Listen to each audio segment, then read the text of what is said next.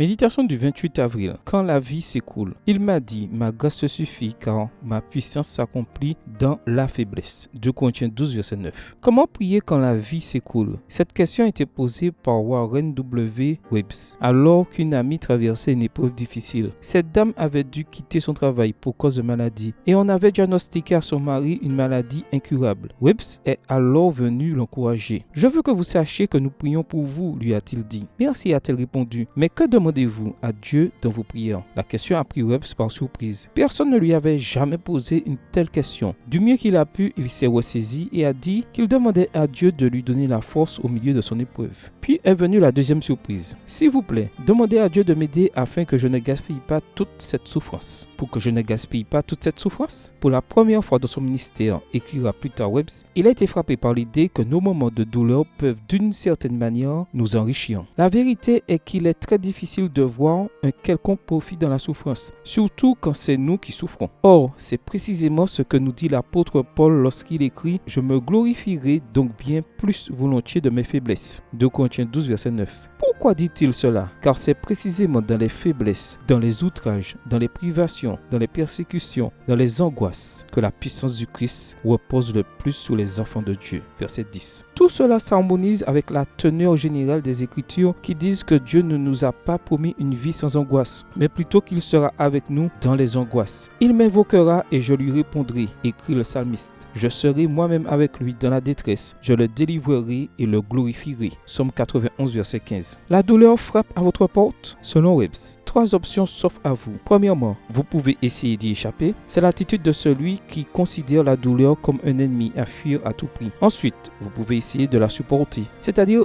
de l'endurer jusqu'à ce qu'elle passe. Enfin, vous pouvez demander à Dieu de vous aider à ne pas gaspiller toute cette souffrance. De cette façon, votre vie sera enrichie des leçons qui ne peuvent être apprises que dans la fournaise de l'affliction et la puissance du Christ reposera sur vous. Prière. Merci Père pour les leçons que j'ai apprises dans mes épreuves et pour la promesse que ta puissance est rendue parfaite dans ma faiblesse. Surtout, merci d'avoir promis d'être avec moi au milieu de mes angoisses. Bonne journée à vous et que le Seigneur vous bénisse.